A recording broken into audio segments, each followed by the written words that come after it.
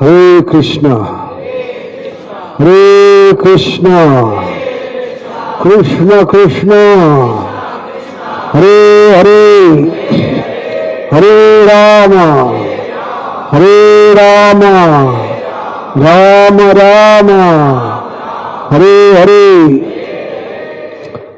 Jai Radha Madhava Kunj Bihari.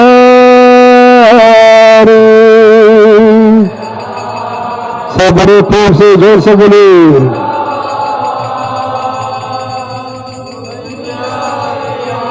जय राधा माधव कुंज बिहारी.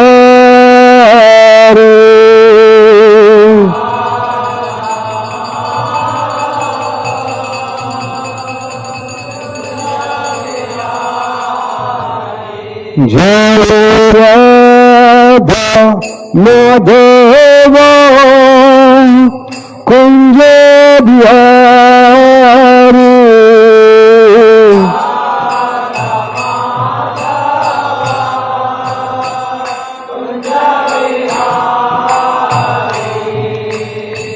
गोपीजन वल्लभ गिरिवर धारे.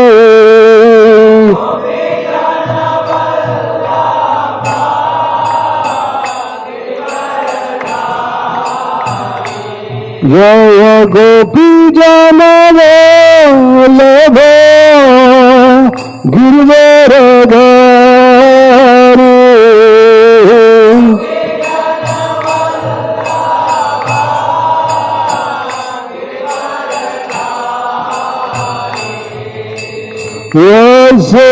यशोदनन्दन ब्रज जन रंजना.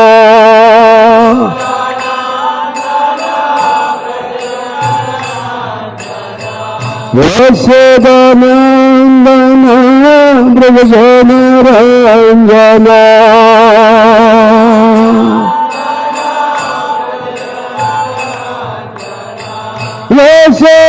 यशोदनन्दन ब्रज जन रंजना.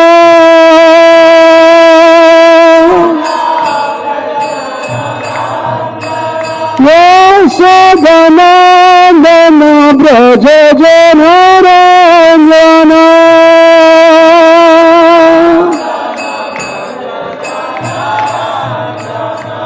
यमुना तीरे वनचारी.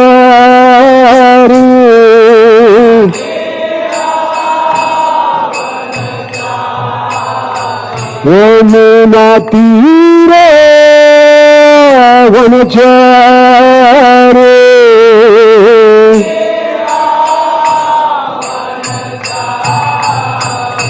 जय राधा माधव कुंज बिहारी.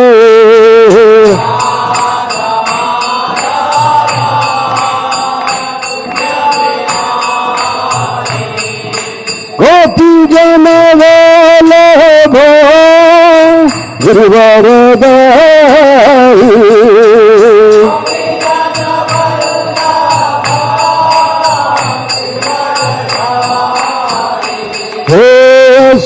यशोदनन्दन ब्रज जन रंजना.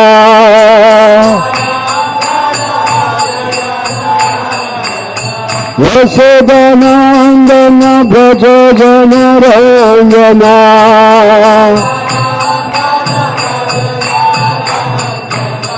यमुना तीरे वनचारी.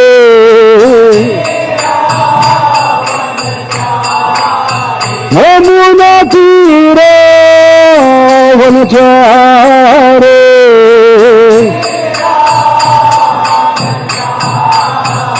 जय राधा माधव कुंज बिहारी.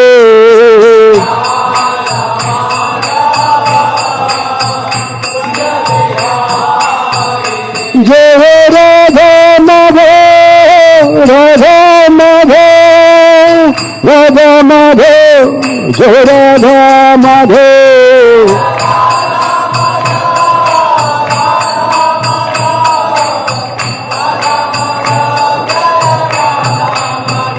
जय सीताराम लक्ष्मण हनुमान, सीताराम जय लक्ष्मण हनुमान।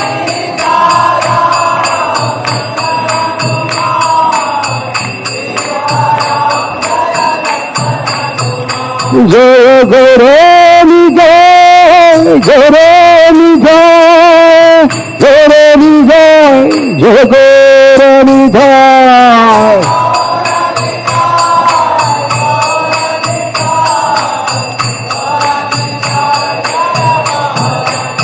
जय जय प्रभुपाद प्रभुपाद प्रभुपाद प्रभुपाद।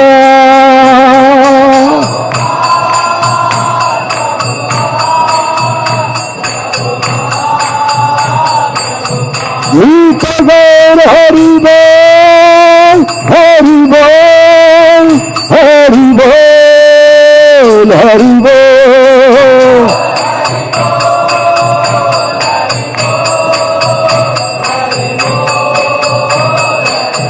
हरि बोल हरि बोल हरि बोल हरि बोल।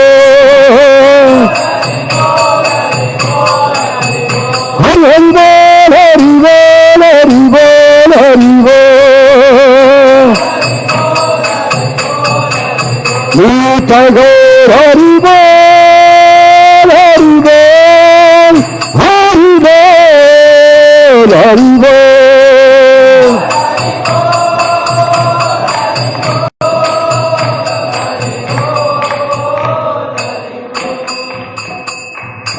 जय गौर जय विष्णुपाद परमहंस परिव्रजकाचार्य ऐसे भक्तिवेदांत स्वामी श्री प्रभुपाद की, इस्कॉन बेबी फाउंडर आचार्य ऐसे भक्तिवेदांत स्वामी श्री प्रभुपाद की, शेर of the whole world Shri Prabhupada की। प्रेम से कहो श्री कृष्ण चैतन्य प्रभु नित्यानंद श्री अद्वैत गदाधर शिवासदि गौर भक्तों की, नामाचार्य श्री हरिदास ठाकुर की, कलियुग पावन चैतन्य महाप्रभु की जय। श्री त्रिभुवन मंगल हरिनाम संकीर्तन की जय। श्री गलोकेरा प्रेम धन हरिनाम संकीर्तन की जय। एकादशी की सांवेद गौर भक्त की गौर प्रेमानंदे। All glories to assembled, all glories to assembled, all glories always to Shri Guru Gauranga. ओम नमो भगवते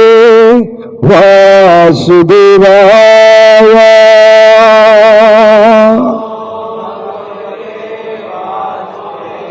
ओम नमो भगवते वासुदेवाय।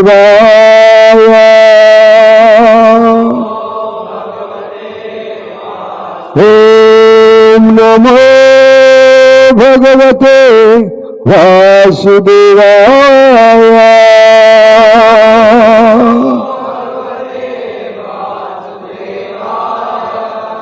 हरे कृष्ण।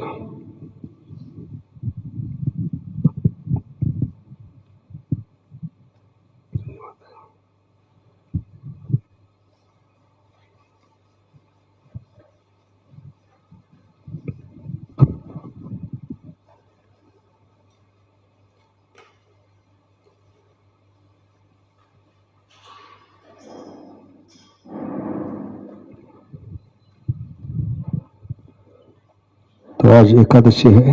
इस पवित्र दिन हम भगवान की बारे में कुछ चर्चा करेंगे। विशेष करके हमारा जो विषय चल रहा है पिछले 2 दिनों से, भगवान के नाम रूप गुण और लीला का श्रवण। तो पिछले 2 दिन से हमने क्या चर्चा की, कोई बता सकता है? क्या चर्चा कर रहे हैं? श्रवण का महत्व, श्रवण का मतलब, सही मतलब क्या है? तो श्रवण से हमारी मति क्या हो जाएगी? फिक्स। और मति फिक्स होने से गति फिक्स हो जाती है। इसलिए भगवान के चरणों में हमारी मति फिक्स करनी है तो हमें ध्यानपूर्वक श्रवण करना होगा, क्योंकि भक्ति की शुरुआत है श्रवणम कीर्तनम विष्णु। तो हम कल या परसों बता रहे थे जीवात्मा क्या है? भगवान की आनंद के लिए, भोग के लिए बनाया गया है। इसलिए वास्तव में भगवान एकमात्र कौन है? पति है। 1.2.14 तस्माद एकेन मनसा भगवान सात्वतम पति।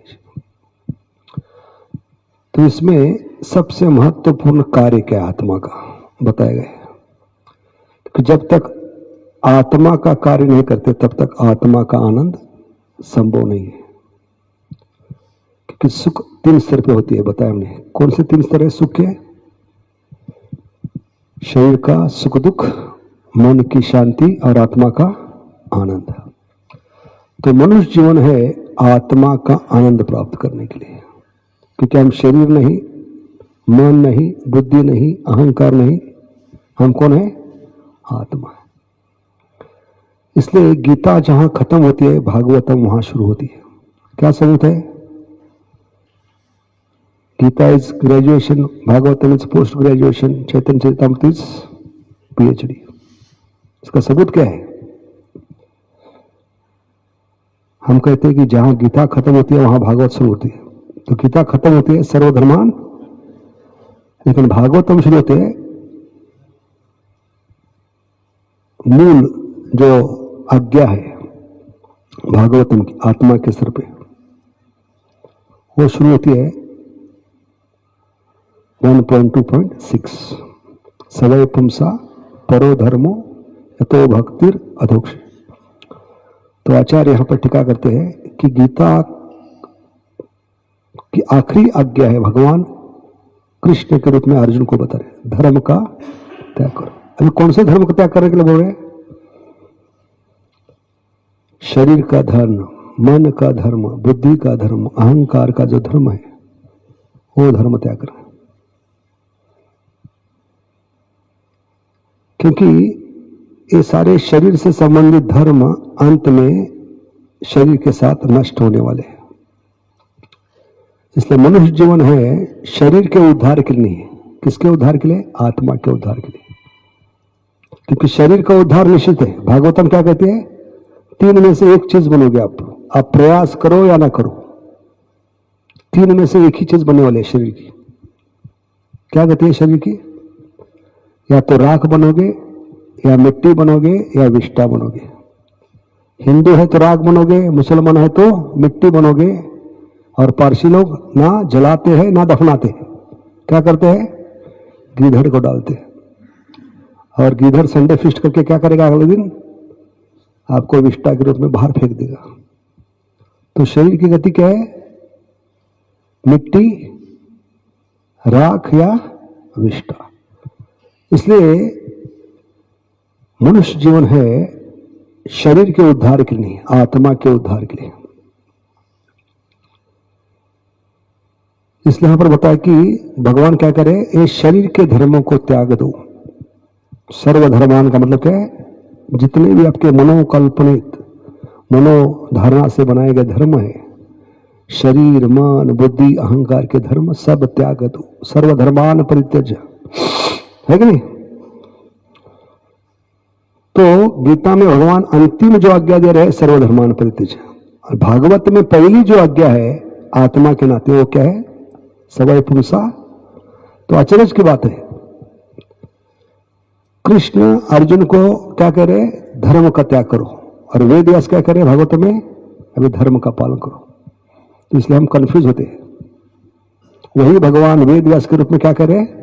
अभी धर्म का पालन करो। इसलिए कलयुग के नमूने कंफ्यूज होते, कन्फ्यूज हो जाते उनके क्योंकि एक जगह भगवान गीता में करे धर्म का त्याग करो, और दूसरी जगह क्या करे? अभी धर्म का। तो करना क्या है? इसलिए धर्म को समझ नहीं पाते लोग। धर्म का मतलब है जो बदलता नहीं, जिसकी शुरुआत नहीं अंत नहीं। धर्मम तो साक्षात भगवत प्रणिधम, भगवान के मुख से जो शब्द निकलते वो धर्म है। लेकिन यहां पे कंफ्यूजन है। भगवान गीता में क्या करे? सर्वधर्मान, और वही वेद व्यास के रूप में क्या करे? अभी धर्म का पालन। तो क्या करना चाहिए? धर्म का पालन करना ही चाहिए कि नहीं? इसलिए आचार्य कहते हैं if you take care of dharma, dharma will take care of you. Simple है डेफिनेशन। स्पिरिचुअल लाइफ सिंपल है। If you take care of dharma, dharma will take care of you. तो वेद व्यास जी कह रहे सवय पुंसा परो धर्म। अभी धर्म के पहले शब्द आता है। क्या शब्द है? परो। परो का अर्थ क्या है? शरीर से परे, मन से परे, बुद्धि से परे, अहंकार से परे। क्या है? आत्मा।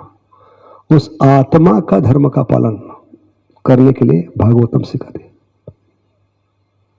गीता है शरीर के कार्यों के लिए ज्यादा महत्व दिया है, कार्य करना है। लेकिन भागवत में आत्मा का कार्य को महत्व दिया गया है। और भागवत में जो दिया है आत्मा का कार्य, वो भगवान भक्त के रूप में आकर अपने जीवन में दिखलाते हैं। उसको कहते हैं चैतन्य चरितामृत। चैतन्य ने जीवात्मा, उसका चरित्र कैसे होना चाहिए? जीवात्मा का, भक्त का। इसलिए गीता है ग्रेजुएशन, भागवतम है पोस्ट ग्रेजुएशन, और Chaitanya Charitamrita philosophy in action, walk your talk, practical application of Gita and Bhagavatam is called as Chaitanya Charitamrita। तो क्या बताया हमने? सर्वधर्मान परित्यज्य के बाद सवय पुंसा परधर्म। पुंसा का मतलब है जीवात्मा। जीवात्मा को क्या करना चाहिए? सवय पुंसा। इसलिए जीवात्मा को क्या करना चाहिए? सवय पुंसा परो धर्मो। शरीर से परे, मन से परे, बुद्धि से परे, अहंकार से परे आत्मा का धर्म का पालन करना चाहिए। सवय पुंसा परो धर्मो, और वो धर्म है भक्ति। आत्मा का धर्म क्या है? भक्ति। सवय पुंसा परो धर्म। अभी भक्ति किसकी करनी चाहिए? किसी लल्लू पंजी की नहीं, किसी देवता की नहीं। उनका नाम भी दिया है। क्या नाम दिया है? अधोक्ष। अभी अधोक्ष का मतलब क्या है? जो इंद्रियों के परे है। अक्ष का मतलब आंखें। अभी चमड़े की आंखों से हम क्या देख सकते हैं? भगवान को देख सकते हैं? कई मूर्ख नास्तिक भगवान को चैलेंज करते हैं, भक्तों को चैलेंज करते हैं, भगवान है तो दिखाओ मुझे। तो भगवान ऐसे मूर्ख नास्तिकों को कहते हैं बेटा, मुझे देखने से पहले तुम्हारी आंखों के ऊपर मैंने क्या बनाए हैं? आईब्रोज बनाए हैं। क्या कहते हैं उसको? पलके बनाई है, सफेद या काले उम्र के हिसाब से। वो देख के मुझे दिखाओ, बाद में मुझे देखने का प्रयास करो। ये ओपन चैलेंज है, हरे कृष्ण चैलेंज नास्तिकों को। जो भगवान को देखने की जिनको खुजली है, उनको भगवान क्या कह रहे हैं कि बिल्कुल आपके आंखों के ऊपर मैंने बाल बिठाए हैं, वो देख के दिखाओ। देख सकते हैं अपने आंखों से बिना आईने के? प्रयास कीजिए, पीछे गिर जाओगे आप। इसलिए चमड़ों की आंखों से क्या देख सकते हैं? इसलिए इन आंखों से जो परे है भगवान, अक्ष का मतलब आंखें, अधोक्ष का मतलब क्या है? इन आंखों से परे। अक्ष का दूसरा मतलब क्या है? अ से लेकर क्ष तक जो 12 खड़ी होती है, इन भौतिक शब्दों से परे जो है वो है अधोक्ष। सवय पुंसा परो धर्मो यतो भक्तिर अधोक्षज। अहेतु की, वो भक्ति का स्वभाव क्या होना चाहिए? अहेतु की, बिना कोई हेतु। जब हेतु नहीं होगा तभी रुकावट नहीं आएगी। समझ गए? इसलिए अप्रतिहता के पहले शब्द क्या आती है? कंडीशन क्या है? वो भक्ति क्या होनी चाहिए? अनकंडीशनल होना चाहिए, बिना कोई हेतु होनी चाहिए। तभी बाधा भी आए तो उसको छलांग कर आप आगे बढ़ सकते हैं। हेतु होगा तो बाधा आएगी। जैसे मंदिर में आते हैं, क्यों आते हैं? एक नारियल चढ़ाएंगे 1 लाख की लॉटरी लगनी चाहिए। हेतु सफल नहीं होगा तो तू नहीं सही और कोई सही, महादेव के पास जाएंगे फिर। तो हेतु सफल नहीं होता तो आदमी भटकता होता है, इस देवता के पीछे उस देवता के पीछे। चप्पल घिस जाती है, मनुष्य जीवन घिस जाता है, लेकिन मंदिर मंदिर जाना आदमी छोड़ता नहीं, क्योंकि हमें भक्ति क्या है, हेतु से कर रहे हैं। इसलिए पंचम पुरुषार्थ भक्ति है, धर्म अर्थ काम मोक्ष। धर्म का पालन क्यों करेंगे? कलयुग के नमूने अगली चीज प्राप्त करनी। धर्म से अगर अर्थ मिलेगा, पैसा मिलेगा, तो मंदिर जाएंगे हम। इसलिए आजकल नौजवान क्यों नहीं आ रहे? मंदिर में जाने से पैसा नहीं मिलता, हम खुद पैसा कमाएंगे, हम खुद भगवान बनेंगे। तो पहले कम से कम श्रद्धा थी, लेकिन अभी वो श्रद्धा नष्ट हो गई। इसलिए धर्म का पालन कभी करेंगे, अर्थ मिलेगा। अर्थ क्यों चाहिए? अगली चीज प्राप्त करने की। अर्थ से क्या चाहिए? काम वासना पूरी करनी है हमें। काम का मतलब सिर्फ स्त्री पुरुष का आकर्षण नहीं। गीता भागवत के अनुसार काम का अर्थ क्या है? सही मतलब any desire to enjoy separate from Krishna is called as lust. भगवान से भोग करने की जो भी इच्छा है उसको काम कहां है। तो धर्म का पालन करेंगे अर्थ के लिए। अर्थ क्यों चाहिए? पैसा है तो इंद्रिय भोग के साधन खरीद सकते हैं, तो धर्म का पालन करेंगे अर्थ के लिए। अर्थ क्यों चाहिए? काम वासना। और इतना काम वासना पूरी करने के बाद भी आदमी आत्मा का आनंद प्राप्त नहीं कर सकता, तो मोक्ष की इच्छा करता है। तो ये सीक्वेंस है, ये संबंध है 4 अर्थों में, धर्म अर्थ काम और मोक्ष। लेकिन भक्ति इससे परे, पंचम पुरुषार्थ जो आत्मा का आनंद दे सकती है। हरे कृष्ण कृष्ण कृष्ण हरे हरे, हरे राम राम राम। और कोई दूसरा मार्ग नहीं, और कोई चारा नहीं, और कोई रास्ता नहीं, यही है आखिरी रास्ता। आत्मा को आनंद चाहिए तो एक ही चीज है, वो है सवै पुंसा परो धर्मो यतो भक्तिर अधोक्षजे अहेतु की अप्रतिहता यत्मा सुप्रसिद्धति।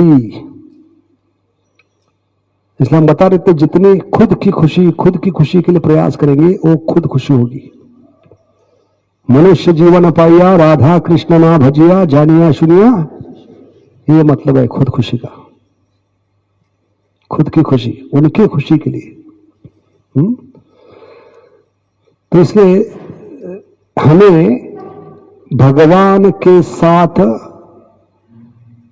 शादी करना अनिवार्य है। ब्रह्मचारी हो, गृहस्थ हो, वानप्रस्थ हो, सन्यास हो, सबको शादी करनी ही पड़ेगी, क्योंकि भगवान एकमात्र पति। 1.2.14 क्या श्लोक? तस्मात का मतलब है देयरफॉर, इसलिए।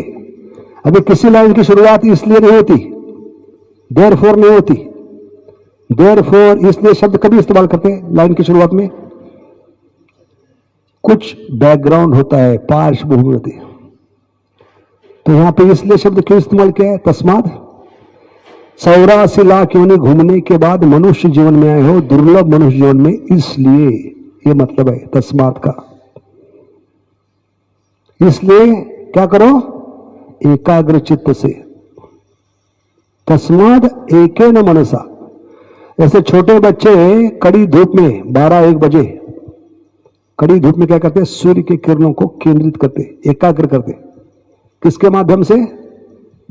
लेंस, भिंग के माध्यम से, बहिर्भिंग। तो बिना हाथ को हिलाए एकाग्र होकर वो क्या करते हैं? वो भिंग के माध्यम से सूर्य की किरणों को केंद्रित करते हैं। क्या फायदे होते हैं? क्या चमत्कार होता है? क्या जादू टोना करते बच्चे? बिना लाइटर, बिना मैच बॉक्स, कागज को जलाते, अग्नि कहां से बढ़ गई? एकाग्रता की ताकत है। ऐसे मनुष्य जीवन में भगवान ने हमें मन दिया है, वो है लेंस। तस्माद एकेन मनसा, मन को एकाग्र करो, क्योंकि मन बनेगा लेंस, भिंग बनेगा, और जिसको केंद्रित करने से आपके मनुष्य जीवन में जो किरण आ रहे, आशा के किरण, हरि कथा के रूप में, हरि नाम के रूप में, उन किरणों को केंद्रित कीजिए, तो करोड़ों जन्मों से आपके हृदय में जो कागज के टुकड़े पड़े अनर्थों के, वो जलना शुरू होंगे।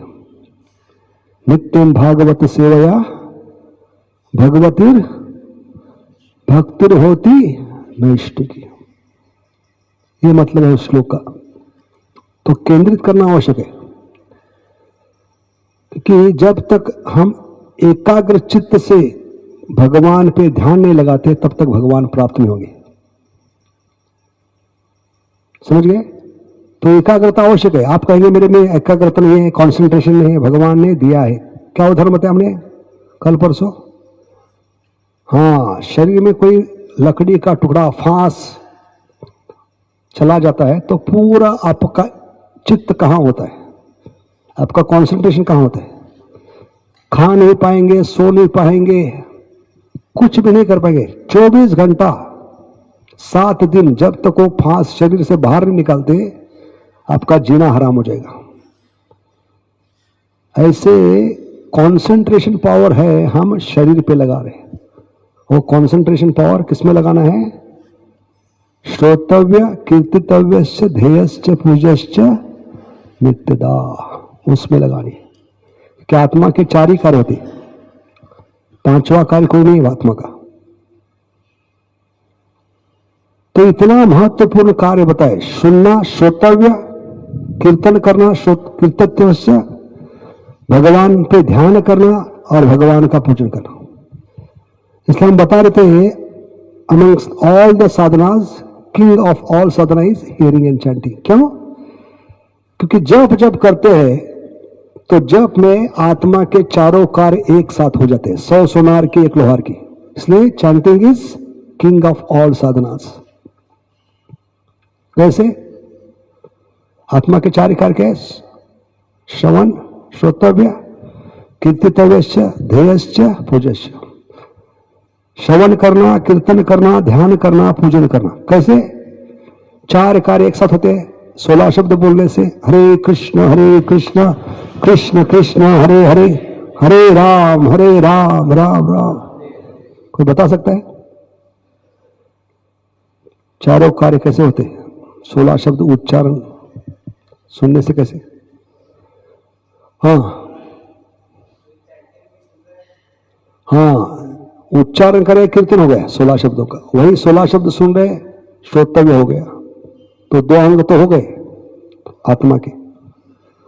ध्यान, हाँ, भगवान पे ध्यान नहीं लगाना कलयुग में, क्योंकि भगवान नाम के रूप में आ रहे। कली काले नाम रूपे, तो ध्यान लगाने का मतलब क्या? उच्चारण स्पष्ट और सुनने का प्रयास। तो 3 हो गए आत्मा के कार्य। 4था कैसे होगा? पूजा कैसे कर रहे हैं? कलयुग में भगवान नाम के रूप में आ रहे, इसलिए उनकी पूजा नाम के रूप में। कलयुग की डेटी वर्शिप है हरिनाम संकीर्तन, चैंटिंग। तो इस प्रकार हमें आत्मा का कार्य जो सबसे महत्वपूर्ण वो करना है। तो वो बात पूछते हैं, इतना महत्वपूर्ण आत्मा का कार्य है, लेकिन हम क्यों नहीं कर रहे? इसलिए प्रभुपाद एक सुंदर प्रसंग बताते, कथा बताते। प्रभुपाद बता रहे हैं लेक्चर में कि रास्ते में कुत्ता भौंक रहा है। कौन भौंक रहा है? तो प्रभुपाद पूछते हैं श्रोताओं को कि कुत्ता क्यों भौंक रहा है? कुत्ते के कान में जाकर कोई कहता नहीं कुत्ता साहब भौंकना शुरू करो, लेकिन कुत्ता फिर भी भौंकता है बिना बताए। क्यों भौंक रहा है? प्रभुपाद पूछ रहे, क्यों भौंकता है कुत्ता? स्वभाव। और प्रभुपाद कहते हैं क्योंकि कुत्ते को लगता है अगर मैं भौंकूंगा नहीं तो मुझे कोई कुत्ता नहीं कहेगा, इसलिए वो भौंकता होता है। ऐसे मनुष्य जीवन में आकर हम शरीर के कार्य नहीं करते, मन के कार्य नहीं करते, हमें लगता है कोई मनुष्य नहीं कहेगा। लेकिन हम शरीर नहीं, मन नहीं, बुद्धि नहीं, अहंकार नहीं, हम आत्मा है। आत्मा का कार्य करने से हम मनुष्य कहलाएंगे। समझ गए? इसलिए तस्माद एकेन मनसा भगवान सात्वताम पति श्रोतव्य कीर्तितव्य ध्येयश्च पूज्यश्च। सात्वताम पति कौन है? भगवान आपको पति के रूप में मिलेंगे। अभी यहां पूरा समाज, घर के लोग, भौतिक जगत के लोग हमें नोच क्यों रहे? क्योंकि अभी तक हमने भगवान को पति के रूप में स्वीकार नहीं किया। क्योंकि जीवात्मा जब तक भगवान को पति के रूप में स्वीकार नहीं करता तो वो वेश्या के समान है। समझ गए? कि जीवात्मा बनाया गया भगवान के भोग के लिए, आनंद के लिए। भगवान एकमात्र पति है, हम सब प्रकृति है। समझ गए? तो प्रकृति के नाते जब जीवात्मा भगवान की गुणगान, भगवान की सेवा छोड़कर बाकी जीवों की गुणगान, देवताओं की गुणगान करते हैं तो उसको वेश्या कहा है, प्रोस्टिट्यूट। वेश्या का मतलब क्या है? जो स्त्री अपने पति की सेवा छोड़कर पर पुरुष की सेवा करती है उसको वेश्या कहते हैं, प्रोस्टिट्यूट। इसलिए जीवात्मा का शोषण क्यों होता है भौतिक जगत में? समाज के लोग, घर के लोग उसका शोषण क्यों करते हैं? उसको नोचते क्यों हैं? उसको तकलीफ क्यों देते हैं? क्योंकि उनको मालूम है इसका कोई पति नहीं है। इसलिए समाज में वेश्या का शोषण क्यों होता है? हर कोई उसका फायदा उठाने का प्रयास क्यों करता है? क्योंकि मालूम है वेश्या है, इसका कोई पति नहीं। उस प्रकार जब तक जीवात्मा दिल से भगवान को पति के रूप में स्वीकार नहीं करता तब तक उसका शोषण होता रहेगा। जिस दिन भगवान के सामने जाकर हम कहते हैं आज से मैं आपका हूं, आप मेरे हैं, बस। और भगवान पति के रूप में मिलने के बाद कोई आंख उठाकर आपकी तरफ देखेगा नहीं। इसलिए हमारा कर्तव्य है कि हम दिल से, सही दिल से भगवान को पति के रूप में स्वीकार। इसलिए तब जाकर भगवान क्या मिलेंगे? पति के रूप में।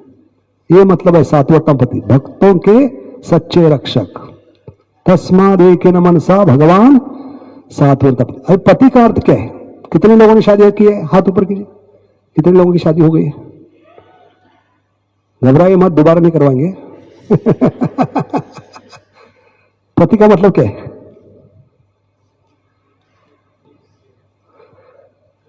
केयर टेकर, हाँ, और मेंटेनर, डिस्ट्रॉयर।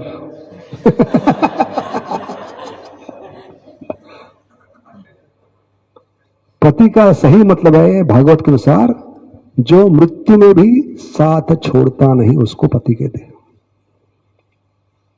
अभी कोई पति है जो कहता है तू चली जा रे, हाँ तो मैं भी आपके साथ आऊंगा, मैं पति नहीं सती हो जाऊंगा, नहीं। उल्टा खुश होगा, मन में लड्डू फूटेंगे, सेकंड चांस मिलने वाला है। इसलिए हम पति नहीं, कलयुग में क्या है? पतित है।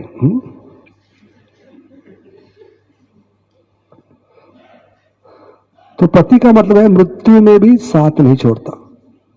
लेकिन भगवान एकमात्र पति है। क्यों? क्योंकि मृत्यु में भी साथ देने वाले भगवान हैं। जन्म में साथ दे रहे हैं परमात्मा के रूप में, मृत्यु के समय भी साथ दे रहे हैं, मृत्यु के बाद भी परमात्मा के रूप में। इसलिए सबसे बड़े शुभ चिंतक है। 5.29 क्या है? भोक्ताराम यज्ञतपसम सर्वलोक महेश्वरम सूर्यदम ज्ञात्वा माम सूर्यदम। तो रिश्ते 3 स्तर पे होते हैं, मित्र, बंधु और सुहृत। कितने स्तर होते हैं रिश्तों के, नातों के? 3 स्तर। मित्र यानी भौतिक जगत का, बंधु यानी खून का रिश्ता, सुहृत का मतलब है आत्मा का रिश्ता। जो आत्मा का रिश्ता निभाएगा उसको परमात्मा साथ देंगे। इसलिए भगवान कौन है? पति है। डॉक्टर को भी पति कहते हैं, है नहीं? क्योंकि डॉक्टर का कर्तव्य क्या है? भले पेशेंट आईसीयू में है उसको बचाना। आईसीयू का मतलब क्या बताया हमने?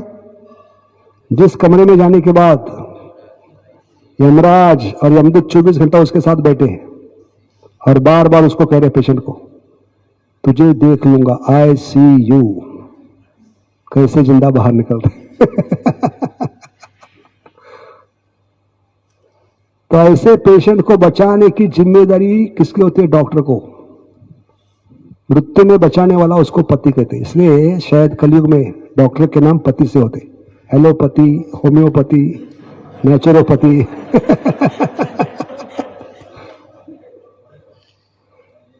लेकिन ये पति काम नहीं आएंगे। एक ही पति है, राधिका पति। हरे कृष्ण कृष्ण कृष्ण हरे हरे, हरे राम राम राम। इसलिए भागवत में आती है कहानी रुक्मिणी माता की। विदर्भ के राजा थे, क्या नाम था उनका? महाराष्ट्र में विदर्भ है, भीष्मक। तो उस पर टीका करते हुए ये 2 श्लोकों में 4 स्टेप्स बताए विश्वनाथ चक्रवर्ती ठाकुर साहब ने,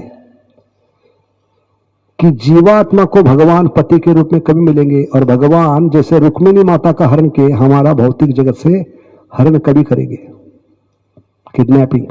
4 स्टेप्स बताए। 10.56.25 26 श्लोका नंबर। तो इसमें टीका में, भले प्रभुपाद ने टीका नहीं लिखी, विश्वनाथ चक्रवर्ती ठाकुर इस 2 टीकाओं में 4 स्टेप्स बता रहे, क्योंकि इसमें श्रवण का महत्व है, इसलिए हम बता रहे कहानी। तो विदर्भ के राजा कौन है? भीष्मक। तो भीष्मक है हमारी कलयुग की सटिया गई हुई बुद्धि। किसका प्रतीक है? हाँ, क्योंकि पिता जब निर्णय नहीं ले पाते तो उसका फायदा बड़ा भाई उठाता है। तो भीष्मक के 4 पुत्र हैं, सबके नाम रुक से शुरू होते। याद रखिए, किससे? रुक। क्या क्या नाम थे? रुक्मी सबसे बड़ा भाई, भाईगिरी करने वाला। दूसरा रुक्मांग, रुक्मबाहु, रुक्माक्ष। और 5वीं लड़की थी, उसका नाम भी रुक्मी से शुरू होता है, रुक्मिणी। तो कॉमन क्या है? रुक। इसलिए थोड़ा रुक कर सुनिए।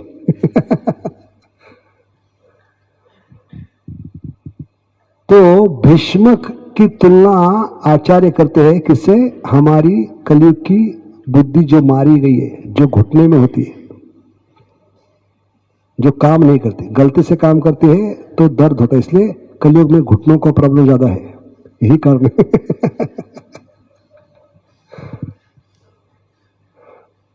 कलयुग की बुद्धि सटिया गई है। तो भीष्मक किसका प्रतीक है? भ्रष्ट बुद्धि का। तो पिताजी साधारणतः तय करते हैं बेटे की शादी किससे करवानी, लेकिन पिताजी जब सटिया जाते हैं, काम नहीं कर सकते, तो फायदा कौन उठाता है? बड़ा भाई। तो बड़ा भाई कौन है? रुक्मी। तो मन को रुक्मी बताया गया। हमारा जो दूषित मन है कलयुग का, वो क्या है? रुक्मी। मन को रुक्मी क्यों कहा है? कि मन ही हमें रोकता है। रुक्मी मतलब क्या है? मुझे रोकने वाला। भगवान से शादी करने के लिए, भगवान से प्रेम करने वाले रोकने वाला कौन है? सबसे बड़ा भाई, जो भाईगिरी करता है। इसलिए उसका नाम क्या है? रुक्मी। रुक्मी का अर्थ क्या है? मुझे रोकने वाला, रुक्मी। और रुक्मिणी कौन है? आत्मा है। तो आत्मा की इच्छा होती है शादी भगवान से हो, पिता की इच्छा है, बाकी भाइयों की इच्छा है, घर वालों की इच्छा है, लेकिन बड़ा भाई ने क्या किया? जानबूझकर शादी किससे तय की? तो शिशुपाल है भौतिक जगत, जिससे हमारी शादी हो गई है। तो शिशुपाल किसका प्रतीक है? द्वेष का प्रतीक है। इसलिए गाने होते कि नहीं, नफरत की दुनिया छोड़कर प्यार की दुनिया में चला जा। तो इस नफरत भरी दुनिया से हमारी शादी हो गई है शिशुपाल से। क्यों? जानबूझकर क्यों की शिशुपाल से?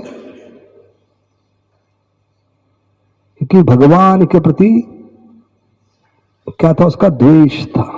और शिशुपाल सबसे बड़ा द्वेष का मूर्तिमान स्वरूप है। कितना देश था, किसको पता है? बिना रुके, बिना सांस ले, लगातार एक के बाद एक 99 गाली दे सकता है वो। है कलयुग में किसकी कैपेसिटी है इतनी वोकैबुलरी? हम 2-3 गाली के बाद रुक जाते हैं। रास्ते में अगर झगड़ा होता है, कोई गलती से आकर हमें ठोकर मार देता है, तो गुस्से में हम 2-3 गाली देते हैं, उसके बाद तुझे देख लूंगा, तुझे देख लूंगा, तुझे देख लूंगा रिपीट करते होते हैं। तो सामने वाला कहता है क्या देखने वाले, देख रहा है नहीं? तो शिशुपाल की स्पेशलिटी क्या थी? एक गाली रिपीट नहीं करता था, बिना रिपीट किए। तो कितना स्टॉक होगा उसके पास। और 99 क्यों रुकता था? क्योंकि भगवान ने वचन दिया उसका मां को, जिस दिन सेंचुरी मारेगा उसको मैं क्लीन बोर्ड कर दूंगा।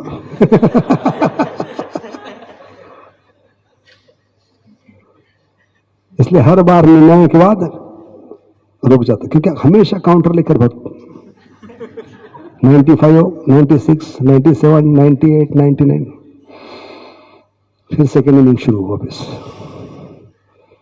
लेकिन राजसी यज्ञ में काउंटर भूल गया, इसलिए भगवान ने एनकाउंटर कर दिया उसका।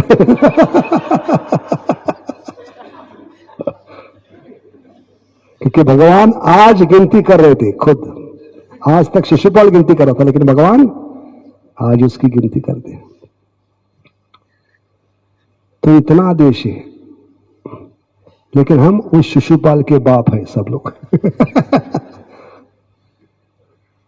इसलिए सड़ रहे भौतिक जगत में, इसलिए नाम में रुचि नहीं है। तो ऐसे भौतिक जगत से हमारी शादी हो गई है। तो इस भौतिक जगत से बाहर निकलना है तुम्हें। रुक्मिणी माता ने जो 4 कदम लिए, वो 4 कदम उठाना है। पैर में पहला कदम नहीं, पैर में 4 कदम और सनम। तो पहला कदम क्या है? मन के षड्यंत्र को जानना। Knowing the nasty plans of the mind is the first step. क्योंकि आध्यात्मिक जीवन का मतलब है मन के कार्यों को समझना। क्योंकि मन कौन है? मन मौजी, माया का फौजी। मन का मतलब क्या? इंग्लिश में क्या कहते हैं उसको? क्या कहते हैं मन को? माइंड। माइंड का मतलब है हमारा पूरा नाश करने वाला, माई एंड। माइंड का मतलब क्या है? हाँ, मेरा पूरा नाश करने वाला।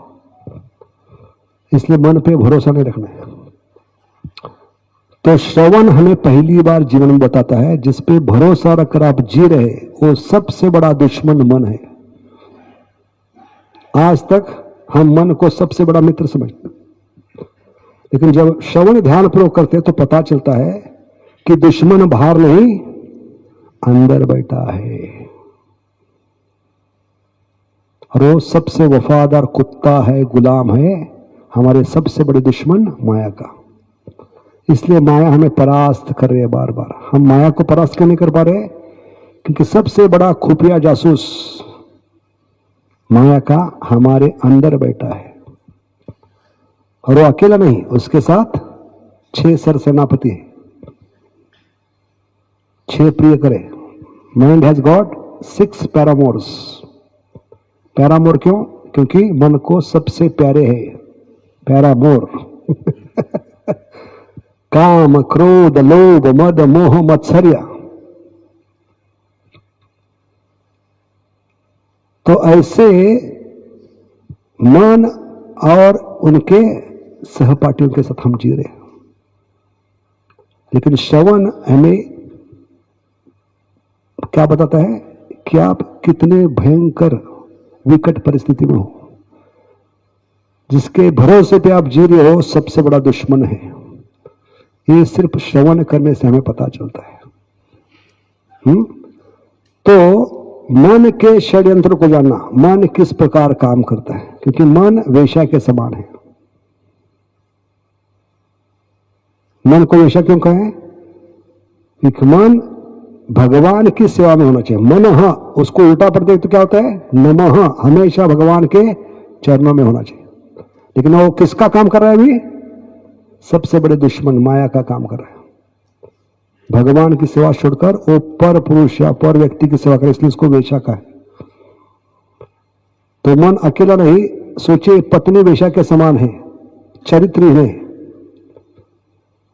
तो आपको क्या करना पड़ेगा? वो अकेले नहीं है, उसके 6 चाहते भी है, तो आपकी हालत क्या होगी? आपको काम धंधा छोड़कर, बिजनेस छोड़कर एक परमानेंट जॉब घर में लेना पड़ेगा, सिक्योरिटी इंचार्ज। कहां जा रही है, किससे बात करिए, किसका फोन आ रहा है, 24 घंटा नजर रखनी पड़ेगी। ऐसे मन शिक्षा में बताते हैं ऋषभ देव, हमें मन पे 24 घंटा नजर रखनी चाहिए, 24 आवर्स। या पुराण में उदाहरण दिया गया है कि घर के एक छेद में अगर जहरीला सांप घुसता है और उस समय आप क्या होते हो, बैठने का बड़ा सोफा पे बैठकर आप वर्ल्ड कप फाइनल देख रहे हैं, तेंदुलकर खेल रहा है, और एक आंख से आपने क्या देखा? एक सांप उस कमरे के किसी छेद में घुस रहे, तो आराम से देख सकते हैं मैच? नहीं। घर आपका है, टीवी आपका है, तेंदुलकर आपका है, वर्ल्ड कप फाइनल चले, आप घर से बाहर आएंगे। जब तक उस सांप को बाहर से नहीं निकालेंगे तब तक आप घर में प्रवेश नहीं कर सकते। लेकिन आप इतने आसक्त मैच से कहेंगे सांप को अपना काम करने दो, मैं अपना काम करूंगा, आराम से टीवी देखते बैठेंगे, तो थोड़े समय के बाद वो सांप भी आकर आपके बाजू में बैठेगा।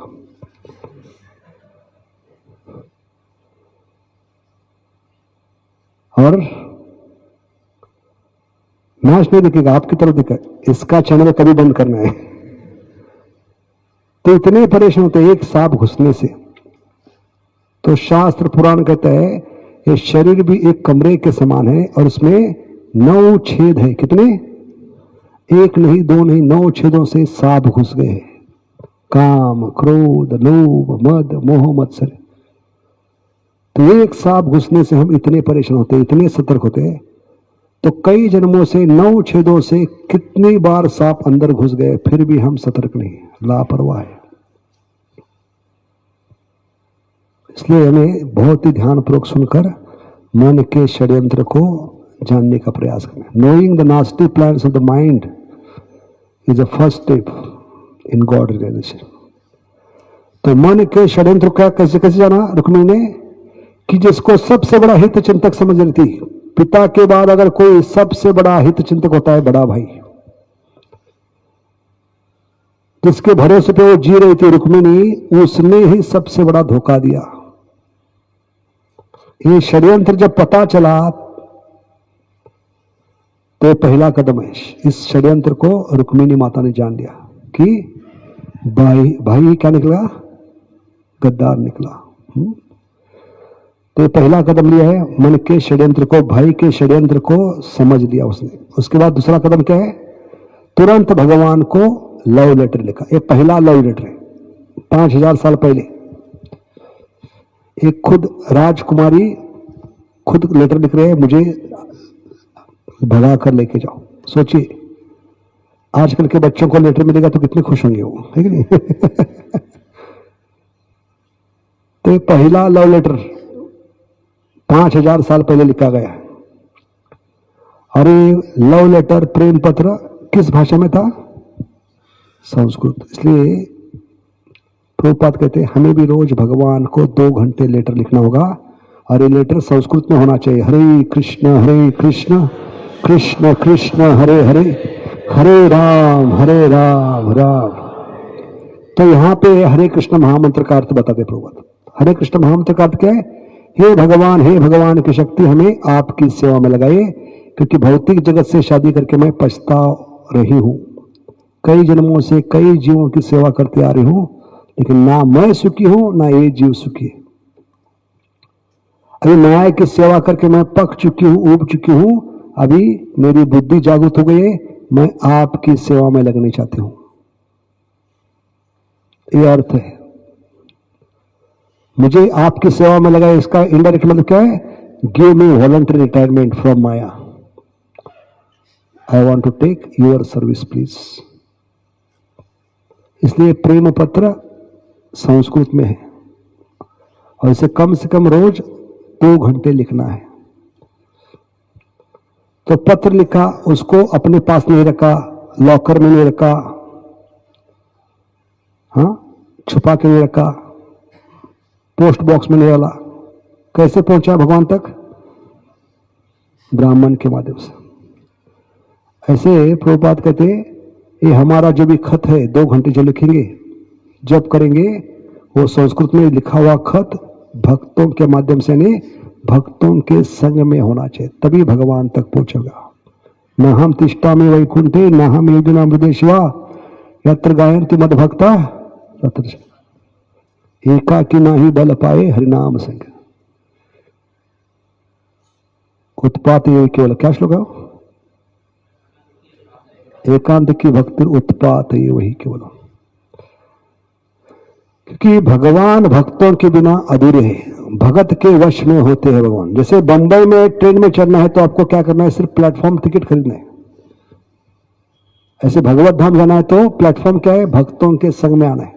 यहां से ट्रेन निकलेगी गोलोक की, तो बंबई में ट्रेन का टिकट निकालकर हम प्लेटफॉर्म पे आते हैं तो हमें अलग सा प्रयास नहीं करना पड़ता है चढ़ने का उतरने का। वहां का पब्लिक आपको चढ़ा सकते हैं और उतार भी सकते हैं। चढ़ते हैं तो इतने रश में होते, इतने भीड़ में होते लोग, लगता है कि अंदर कोहिनूर हीरा गिरा है, उसको पकड़ने के लिए भाग रहे हैं। और उतरते तो पैर में जहरीला सांप है, उससे बचने के लिए भाग रहे, ऐसे लगता है। तो बताने का उद्देश्य क्या है?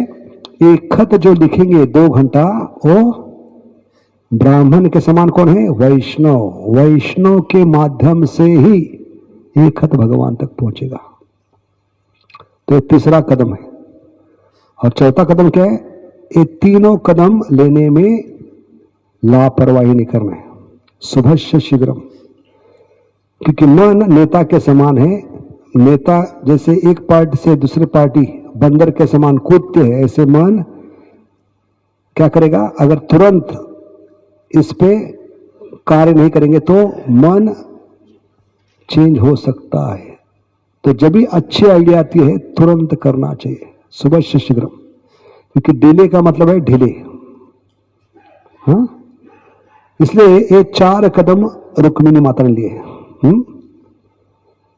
तो ये 4 कदम लेने से क्या होगा? हमारी भगवान के प्रति निष्ठा बढ़ेगी।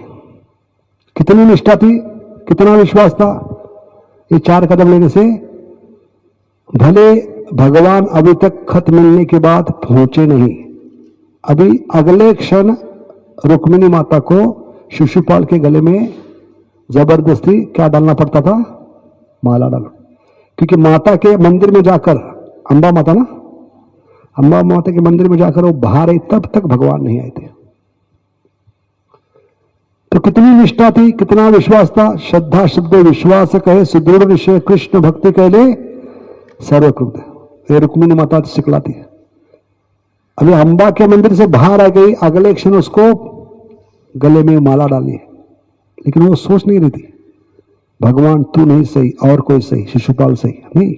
उसको पूरा विश्वास था।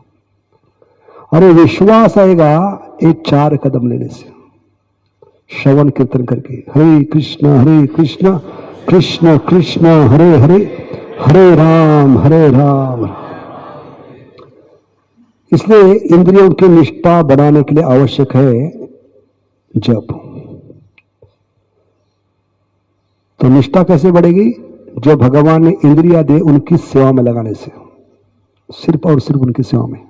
ऋषिकेश सेवनम भक्ति रुचि। ऋषिकेश का मतलब क्या है? ऋषि यानी इंद्रिया, ईश यानी स्वामी। इन इंद्रियों के स्वामी के सेवा में इन इंद्रियों को लगाना, उसको भक्ति का है। और वो उत्तम भक्ति है, सबसे श्रेष्ठ भक्ति है। इसलिए जब तक निष्ठा नहीं बढ़ाएंगे तब तक भौतिक जगत की विष्ठा हम खाते रहेंगे। इसलिए निष्ठा बढ़ाना आवश्यक है भगवान के प्रति, इन इंद्रियों को लगाकर। तो भगवान ने हमें प्राप्त करने के लिए क्या दिया है? नाम रूप गुण लीला। अब ये नाम रूप गुण लीला जिसको प्राप्त होगा उसको भगवान प्राप्त होगा, लेकिन उसके लिए आपको इन नाम रूप गुण को प्राप्त करने के लिए भगवान ने क्या दिया हमें? कौन से अंग दिए जिसके द्वारा ये चार चीज प्राप्त होती है? नाम रूप गुण लीला। हाँ, शरीर में 9 अंग है, 9 छेद है। कहां बताया? पुरंजन अक्षर में क्या बताया? City of 9 gates, 9 Dwarpuri. जैसे द्वारकापुरी मायापुरी है, पुरी यानी शहर, तो शरीर भी एक शहर के समान है। इस शहर में प्रवेश करने के लिए अलग अलग गेट है। जैसे कानपुर में प्रवेश करने के लिए कितने रास्ते हैं? कौन कौन सी दिशा से आ सकते कानपुर में? दिल्ली की तरफ से और कोई है मार्ग?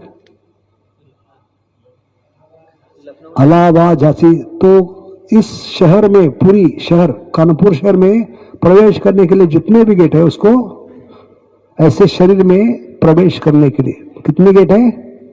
9 छेद है। इसलिए शरीर और बांस दोनों समान है। ये दोनों जब भगवान की सेवा में लगते हैं तो इनसे मधुर आवाज निकल सकती है, हरे कृष्ण कृष्ण कृष्ण हरे हरे, हरे राम। तो बांस क्या है? एक बांसुरी क्या है? एक बांस का टुकड़ा है जो जंगल में, नदी के किनारे कहीं पड़ा होता है। लेकिन भगवान जब ब्रजलीला में उसको उठाकर 9 छेद करते हैं और अपने दिल की आवाज उसके अंदर फूंकते हैं तो सारे ब्रह्मांड में उत्पात मचाती है। क्या उत्पात होता है? वेणु माधुरी में जो यमुना बह रही है क्या हो जाती है? क्या कहते हैं सॉलिड को? क्या कहते हैं हिंदी में? ठोस हो जाती है। और यमुना के किनारे जो ठोस पत्थर है वो पिघल कर पानी के समान, तो पता नहीं चलता यमुना कौन से है, पत्थर कौन से। इतनी ताकत है बांसुरी में। बांसुरी की विशेषता क्या है? क्या ताकत है बांसुरी की? जो बांस से गोपियों के घर बसते हैं, पहले ईंट पत्थर सीमेंट मार्बल से नहीं, मेटल से नहीं बनती थी, झोपड़ी बनती थी। किससे? बांस से। तो बांस से गोपियों का घर बसता था। लेकिन वही बांस का टुकड़ा जब भगवान कृष्ण के अधरों को स्पर्श करता है, वही बांस का टुकड़ा बांसुरी के रूप में वो गोपियों का घर उजाड़ देता है। बांस वही है, लेकिन क्या करता है? एक बांस गोपियों का घर बसाता है, दूसरा उजाड़ देता है।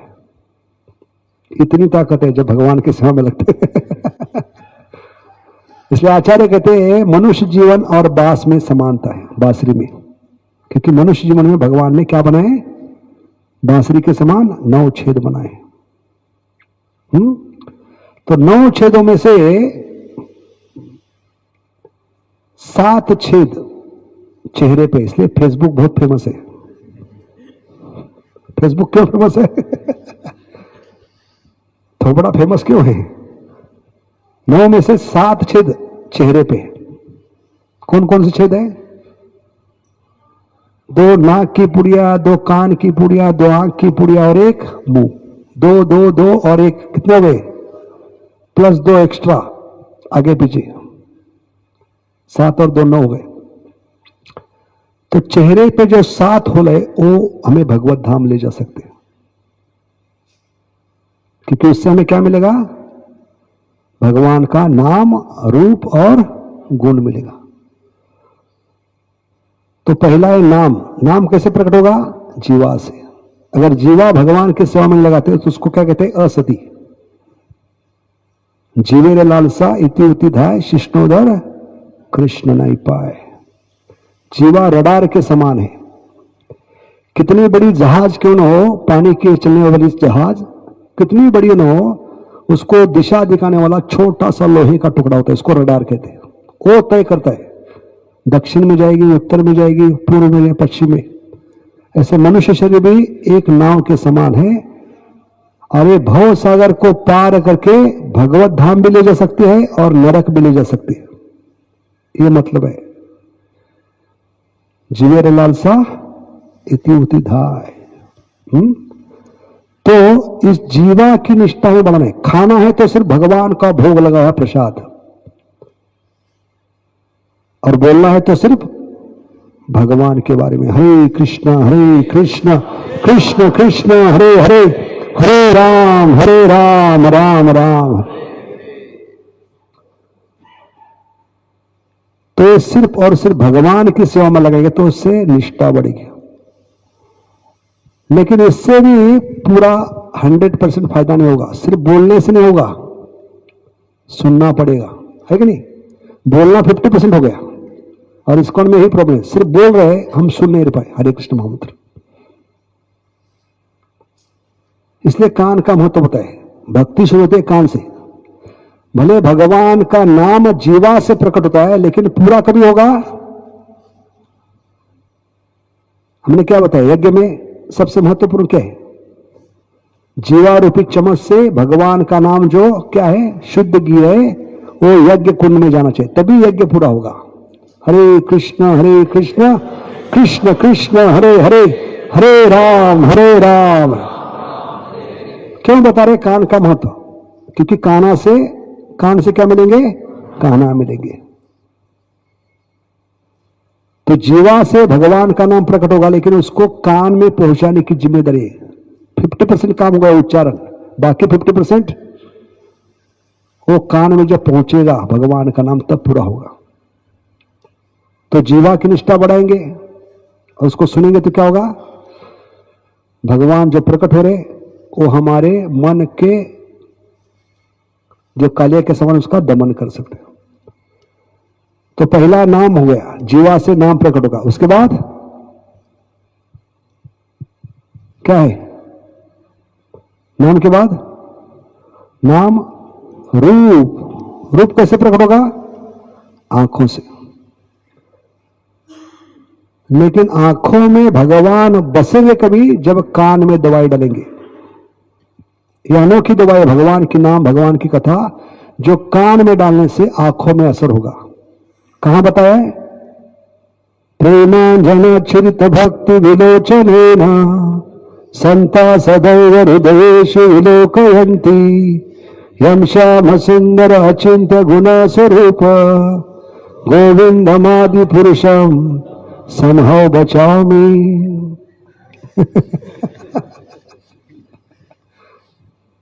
क्योंकि दर्शन आंखों से नहीं होगा, ये गलत धारणा है।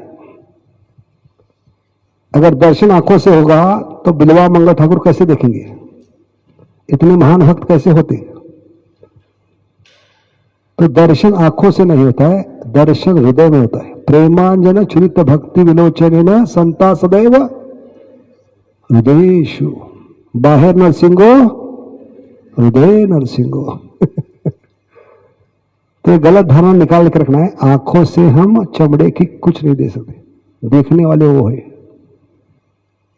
इसलिए श्रृंगार और तुम्हें आगे नहीं भागना है, मैं भगवान को देखूंगा नहीं, देखने की औकात हमारी नहीं है। इसलिए चैतन्य, मुंबई में एक भक्त है, अंधे है, ब्लाइंड है। तो पहली बार जुहू मंदिर में गए थे जन्माष्टमी की रात। तो इतनी भीड़ थी, तो उसमें कई लोग, लोफर लोग आए थे, बच्चे, अलग उद्देश्य से। तो इस अंधे व्यक्ति को जो पहली बार आए थे उसको देखकर के लिए, अंधे किसके लिए आया है, क्या देखने के लिए आया है? तो उन्होंने जो जवाब दिया वो बहुत ही हृदय को स्पर्श कर लगे। देखने वाला मैं नहीं, देखने वाले वो है। मैं क्या देख सकता हूं? इसलिए देखने की जो खुजली है वो छोड़ देनी चाहिए। दर्शन कितने होगा? हृदय में होगा। नारद मुनि को दर्शन कहां हुआ? हृदय में हुआ। इसलिए ये विधि है, कान में दवाई डालने से भगवान पहले आंख में उतरेंगे, लेकिन आंख में दर्शन नहीं होगा, दर्शन हृदय में होगा। समझ गए? और जितना हम ध्यान पूर्वक निष्ठा से श्रवण करेंगे उतनी जल्दी भगवान हृदय में उतरेंगे। इसलिए गोपियों ने एकमात्र भगवान को अपने दिल में उतारा है। तो आचार्य कहते हैं हमारा दिल अगर कांच की बोतल है तो उसमें भगवान क्यों नहीं उतरते? कांच की बोतल खाली है, पूरी साफ है, ढक्कन भी खोला है, भगवान आराम से उतरने चाहिए, क्यों नहीं उतरते? क्या प्रॉब्लम है?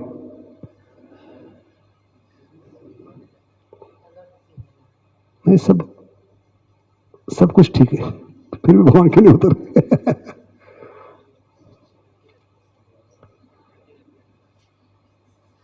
क्योंकि भगवान त्रिभंग है। क्या है? त्रिभंग है। कोई त्रिभंग चीज आराम से बोतल में उतर नहीं सकती, समझ गए? लेकिन जितना ध्यान पूर्वक श्रवण करेंगे, भगवान अपने आप को दिल में उतार देंगे, तब जाके दर्शन होगा। आंखों से दर्शन नहीं होगा। इसलिए दर्शन के लिए तरस नहीं चाहिए। महाप्रभु कहां खड़े होते थे? सबसे पीछे। जो भगवान की आंखों में सबसे पीछे है, पर्दे के पीछे है, वो सबसे आगे। We have to become invisible, insignificant, transparent via media. Then Krishna will look at you. Then darshan is possible. इसलिए आंखों से क्या होगा? भगवान उतरेंगे आंखों में, लेकिन दर्शन हृदय में होगा। लेकिन उतरने के लिए भी क्या आवश्यक है? कान की जरूरत है, क्योंकि कान से दवाई अंदर जानी चाहिए। प्रविष्ट कर्ण रंध्रेन, इसलिए फिर से कान। भले आंखों में भगवान उतरेंगे, लेकिन पहले कान में दवाई डालनी होगी। हरे कृष्ण कृष्ण कृष्ण हरे हरे, हरे राम राम राम। अभी नाम हो गया, रूप हो गया, गुण और लीला सिर्फ कान से संभव है, सुनकर। इसका मतलब क्या है? नाम रूप गुण लीला किस पे निर्भर है? कान में। इसलिए हमें बताया गया चैतन्य चरितामृत में, श्रवण का महत्व क्या है? श्रवणादि क्रियातार स्वरूप लक्षण तटस्थ लक्षणे उपजाए प्रेम धन। चैतन्य चरितामृत मध्य लीला श्लोक क्रमांक 106। कितना है? अध्याय 22 मध्य लीला 106। श्रवणादि क्रियातार स्वरूप लक्षण तटस्थ लक्षणे उपजाए प्रेम धन करे।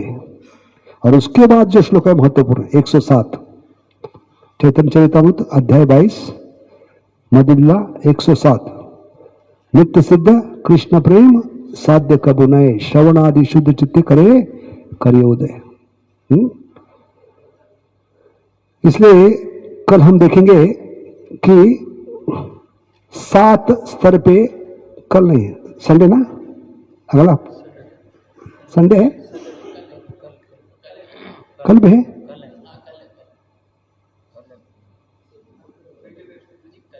कल है,